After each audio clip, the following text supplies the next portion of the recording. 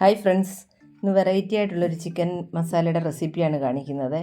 Matar chicken masala. അതിനുവേണ്ടി ഞാനിവിടെ 750 gram chicken കഴുകി വൃത്തിയാക്കി വെച്ചിട്ടുണ്ട്. അതിലേക്ക് ആവശ്യത്തിനുള്ള ഉപ്പും 1 ടീസ്പൂൺ കുരുമുളക് ചതച്ചതും 1/4 ടീസ്പൂൺ മഞ്ഞൾപ്പൊടി, പിന്നെ പുളി കുറഞ്ഞ തൈര് വേണം, അത് 1 ടേബിൾ സ്പൂൺ ചേർത്ത് കൊടുത്തിട്ടുണ്ട്.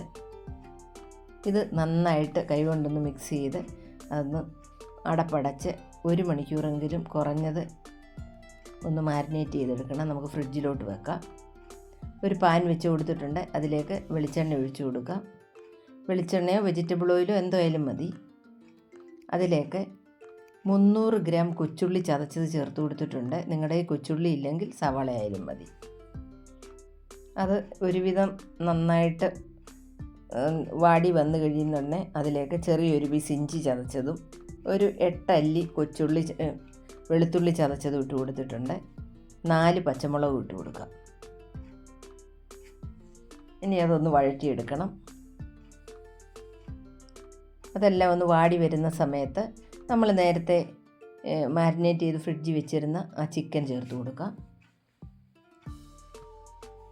ചിക്കനും ഇട്ട് നന്നായിട്ട് മിക്സ് ചെയ്തെടുക്കണം. ഇത് നല്ല ടേസ്റ്റുള്ള ഒരു ചിക്കൻ കറിയാണ്. എല്ലാവരും ഒന്ന് ട്രൈ ചെയ്ത് നോക്കണം. എൻ്റെ ചാനൽ ഇതുവരെ സബ്സ്ക്രൈബ് ചെയ്യാത്തവർ സബ്സ്ക്രൈബ് ചെയ്യണം. ഫാമിലിക്കും ഫ്രണ്ട്സിനും ഷെയർ ചെയ്യണം. എല്ലാ റെസിപ്പികളും ട്രൈ ചെയ്ത് നോക്കണം. ആവശ്യത്തിന് ഉപ്പ് ചേർത്ത് കൊടുക്കാം. 1/4 ടീസ്പൂൺ മഞ്ഞൾപ്പൊടി ചേർത്തു. ഇനി 1.5 ടേബിൾ സ്പൂൺ മല്ലിപ്പൊടി ചേർത്തിട്ടുണ്ട്. ഇതിന് മസാലകളൊക്കെ വളരെ കുറവുള്ള ഒരു ചിക്കൻ കറിയാണ്. എല്ലാവർക്കും ഇഷ്ടമാകും. ഇനി നമ്മൾ ഇതിലേക്ക് ഫ്രഷായിട്ടുള്ള മട്ടറാണ് ചേർത്ത് കൊടുക്കുന്നത്. കണ്ടോ, ഗ്രീൻ പീസ്. അതിങ്ങനെ സൂപ്പർ മാർക്കറ്റുകളിലും മാളിലും ഒക്കെ വാങ്ങാൻ കിട്ടും.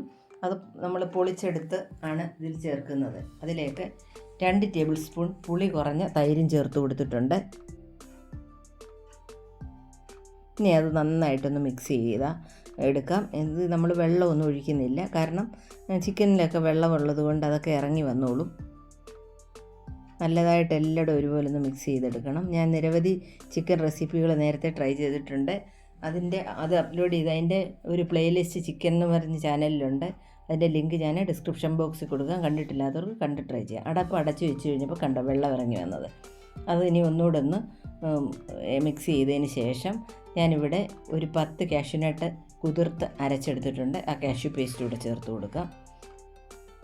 ഇനി നമ്മളിത് തിളച്ച് കഴിഞ്ഞ് ലോ ഫ്ലെയിമിൽ വെക്കുന്ന സമയത്ത് ഈ ചിക്കനകത്തു നിന്നുള്ള വെള്ളം ഇറങ്ങി വന്ന് ആവശ്യത്തിന് വേവാനുള്ള വെള്ളമായി കിട്ടും. കണ്ടോ, ഇത് അപ്പം, ഇടിയപ്പം, പൊറോട്ട, ചപ്പാത്തി എന്തിൻ്റെ കൂടെയും കഴിക്കാം. റൈസിനും പിന്നെ സാധാരണ ചോറിനും നെയ്ച്ചോറിനും എല്ലാം നല്ലൊരു കോമ്പിനേഷനാണ്. എല്ലാവർക്കും ഇഷ്ടമാവും. കുട്ടികൾക്കും മുതിർന്നവർക്കും എല്ലാം ഇഷ്ടപ്പെടും. എല്ലാവരും ട്രൈ ചെയ്ത് നോക്കണം. ഇതെന്നെ കണ്ടോ, വെള്ളമൊക്കെ ഇറങ്ങി വന്നിട്ടുണ്ട്. ഒന്നുകൂടെ നന്നായിട്ടൊന്ന് മിക്സ് ചെയ്യാം.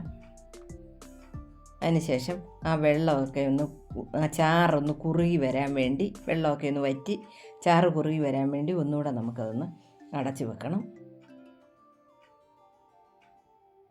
അതുപോലെ ഇതിന് ഞാൻ എരിവിന് 4 പച്ചമുളക് ചേർത്തിട്ടുണ്ട്.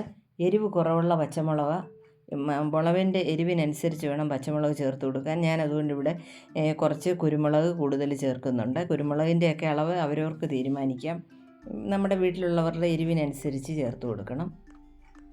നമ്മുടെ ചിക്കൻ കറി ഇവിടെ റെഡി ആയിട്ടുണ്ട്. അതിലേക്ക് ഇനിയും 1 ടേബിൾ സ്പൂൺ